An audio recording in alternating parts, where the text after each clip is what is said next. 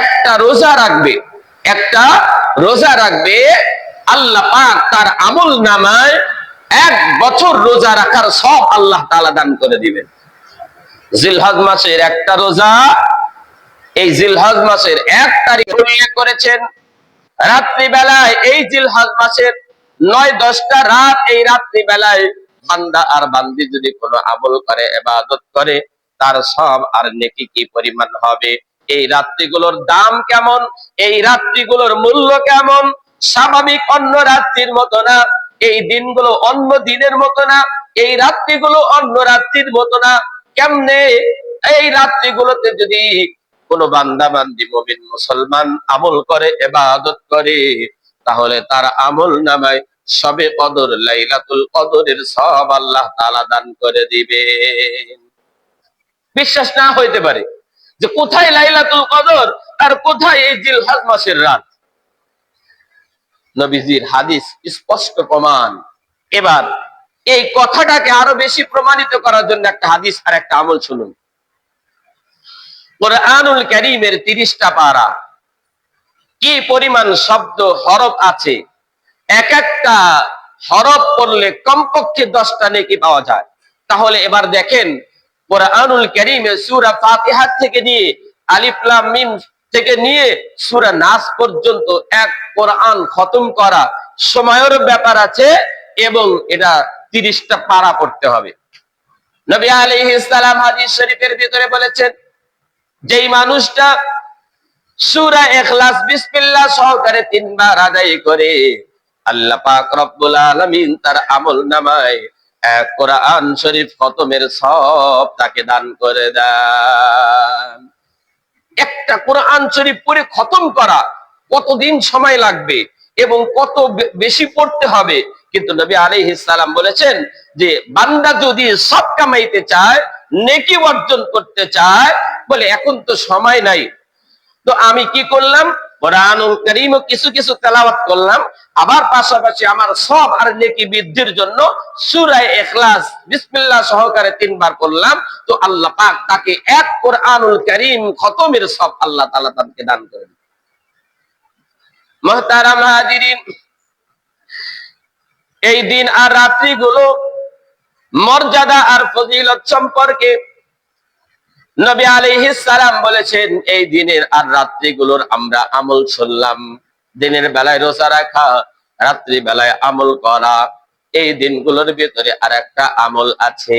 যেহেতু দিনগুলো স্পেশাল, দিনগুলো আল্লাহর কাছে প্রিয়, তাই এই দিনগুলোতে আরো কি আমল করতে হবে, কি কি আমল করতে হবে। নবী আলাইহিস সালাম হাদিস শরীফের ভিতরে বলেছেন, ফাআকসিরু, তোমরা এই জিলহজ মাসের চাঁদ ওঠার থেকে নিয়ে ওই যে ঈদ পালন করা পর্যন্ত, ফাআকসিরু, তোমরা বেশি বেশি আত-তাহলিল, লা ইলাহা ইল্লাল্লাহ, লা ইলাহা ইল্লাল্লাহ। নবীজি বলেছেন, জিলহজ মাসের দিন আর রাতগুলোর ভিতরে এই কালিমা বেশি বেশি পড়া, ফাআকসিরু আত-তাহলিল, লা ইলাহা ইল্লাল্লাহ, এই কালিমাগুলো বেশি বেশি পড়া। নবী আলাইহিস সালাম বলেছেন, এই দিন আর রাতগুলোর ভিতরে আত-তাকবীর, আত-তাকবীর, বেশি বেশি আল্লাহু আকবার, আল্লাহু আকবার, আল্লাহু আকবার, এই তাকবীর গুলো বেশি বেশি পড়া। নবী আলাইহিস সালাম বলেছেন, জিলহজ মাসের ভিতরে বান্দা জবান দিয়ে যেই তাকবীর গুলো পড়বে, যেই তাসবিহ গুলো পড়বে, এর ভিতরে আত-তাহমিদ, আলহামদুলিল্লাহ, আলহামদুলিল্লাহ, আলহামদুলিল্লাহ, এই জিলহজ মাসের ভিতরে বেশি বেশি লা ইলাহা ইল্লাল্লাহু মুহাম্মাদুর রাসূলুল্লাহ সাল্লাল্লাহু আলাইহি ওয়াসাল্লাম, বেশি বেশি আল্লাহু আকবার, বেশি বেশি আলহামদুলিল্লাহ, এটার জিকির, এই তাকবীর গুলোর জিকির বেশি বেশি করা। আমরা যদি হাদিসের ভিতরে খুঁজতে যাই, আল্লাহ তাআলার কাছে আরো কোন কোন আমলগুলো প্রিয়, যেমন কিছু আমল পাইলাম আল্লাহ তাআলার কাছে প্রিয়, আরো কোন কোন আমলগুলো আল্লাহ তাআলার কাছে প্রিয়। বুখারী শরীফের হাদিস, নবীজি বলেছেন, যেই আমলগুলো ধারাবাহিক ভাবে হবে, যেই আমলগুলো ধারাবাহিক ভাবে হবে, ওই আমলগুলো প্রিয়, যদিও কম হোক না কেন। যদিও কম হোক না কেন, আহাব্বুল আমাল আদওয়ামুহা ওয়া ইন আল্লাহ, যে আমলগুলো ধারাবাহিক ভাবে হবে ওই আমলগুলো আল্লাহর কাছে বেশি প্রিয়।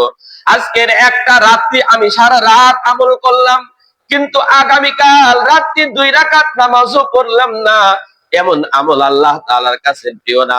বরং আজকে আমি কিছু আমল করলাম, আগামীকালও কিছু আমল করলাম, আজকের দিনে কিছু আমল করলাম, আগামীকালও কিছু আমল করলাম, আজকের রাত্রিতে কিছু আমল করলাম, আগামীকাল রাত্রেও কিছু আমল করলাম।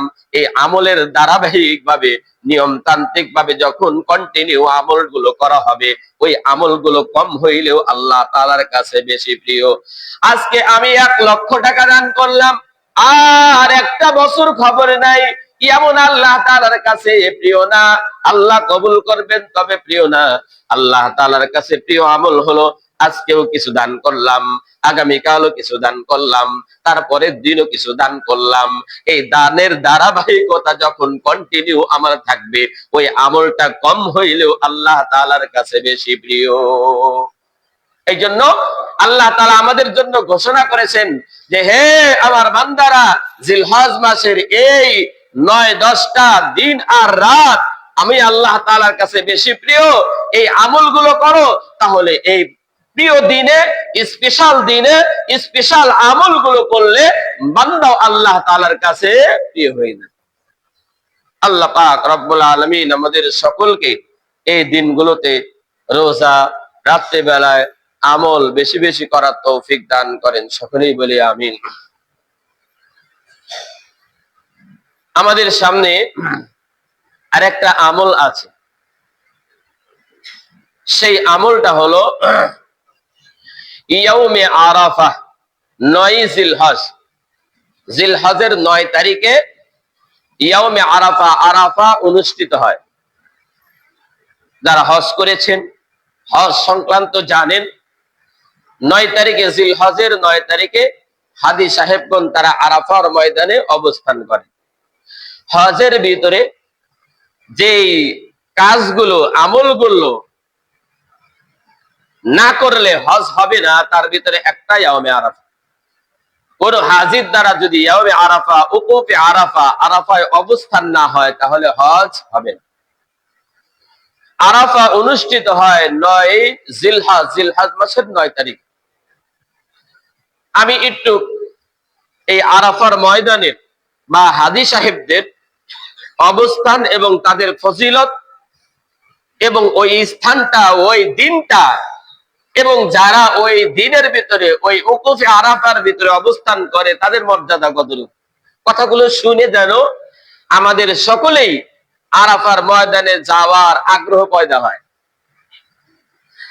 মুহতারাম হাজিরিন, 9 জিলহজ, উকুফে আরাফা, ইয়াউমে আরাফা,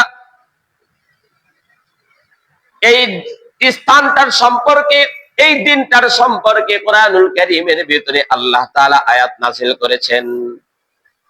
আমাদের ইসলামের পূর্বে, নবীজির পূর্বে যত নবী রাসূলগণ এসেছেন, যত দিন নিয়ে এসেছেন, কোন দিনই আল্লাহ তাআলা পরিপূর্ণভাবে ঘোষণা দেন নাই যে অমকের দিনটা পরিপূর্ণ, অমক নবীর দিনটা পরিপূর্ণ, অমক নবীর দিনটা, ধর্মটা পরিপূর্ণ।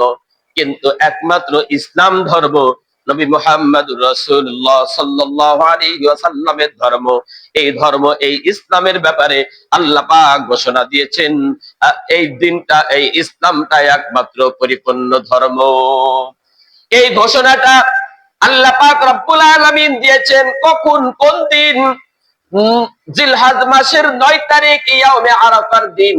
আল-ইয়াউমা আকমালতু লাকুম দীনাকুম, আল-ইয়াউমা আকমালতু লাকুম দীনাকুম।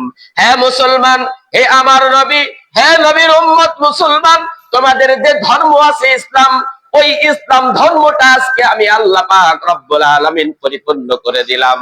এর আগ পর্যন্ত একটা ধর্ম পরিপূর্ণ ধর্ম না, একমাত্র ইসলাম ধর্ম পরিপূর্ণ। এত বড় সুসংবাদের ঘটনা, এত বড় সুসংবাদ কোন দিনে আসছে? ইয়াউমে আরাফার দিন আসছে, 9 জিলহজের দিনে আসছে।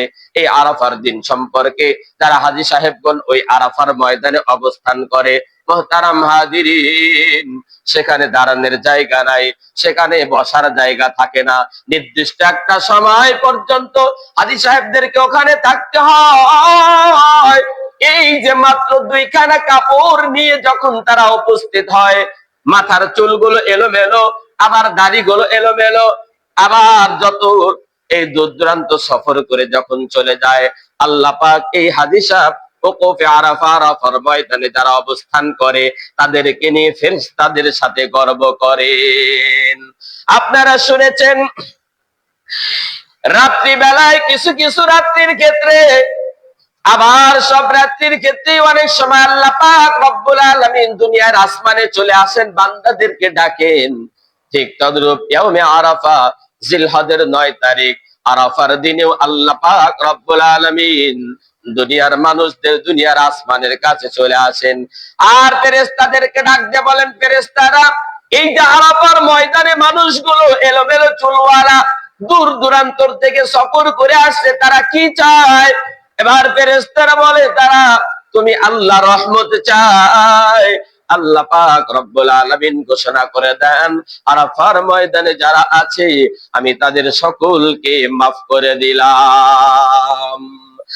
হাদিস শরীফের ভিতরে আসছে, আল্লাহ পাক রব্বুল আলামিন আরাফার দিন যত মানুষকে, জাহান্নামী মানুষদেরকে আল্লাহ তাদের জাহান্নাম থেকে মুক্তি দান করেন, এত বেশি মানুষ জাহান্নামীদেরকে অন্য কোনো দিনই মুক্তি দেন না, অন্য কোনো দিনে মুক্তি দেন না। আমরা তো এতক্ষণ যাবৎ চললাম যারা ওকুফে আরাফা, যারা হাজী সাহেব আরাফার ময়দানে থাকবে, তাদের আমল, তাদের ফজিলত, তাদের মর্তবা কত বেশি। আল্লাহ পাক রব্বুল আলামিন আমাদের সকলকে হজে গিয়ে আরাফার ময়দানে অবস্থান করার তৌফিক দান করেন। মুহতারাম হাজিরিন, আমি যদি, যাদের অর্থ আছে, এরা অর্থ ব্যয় করে যদি ঘোষণা পায় যে তোমাদের জীবনের সমস্ত গুনাহগুলো মাফ হয়ে গেছে, আচ্ছা বলেন তো দেখি, এর জন্য যাদের অর্থ আছে 1 কোটি টাকাও যদি ব্যয় হয়ে যায় আর জীবনের গুনাহগুলো মাফ হয়ে যায়, বড় কোনটা? গুনাহ মাফ হয়ে যাওয়া বড় না? গুনাহ মাফ হয়ে যাওয়া বড় কিনা? গুনাহ মাফ হয়ে যাওয়া বড়। টাকা বড় কিছু না, টাকাটা বড় কিছু না, বরং গুনাহটা মাফ হয়ে যাওয়া বড়, এবং জান্নাতি হয়ে যাওয়া বড়, এবং আমার জীবনের সমস্ত গুনাহগুলো মাফ হয়ে যায়, এটাই বড়। টাকা এটার কোনো মূল্য নাই। সকলকে, সকলের অন্তরে হজ, উমরা, বাইতুল্লাহ আর মসজিদ নবী, নবীজির জিয়ারতের প্রতি সকলকে আগ্রহ দান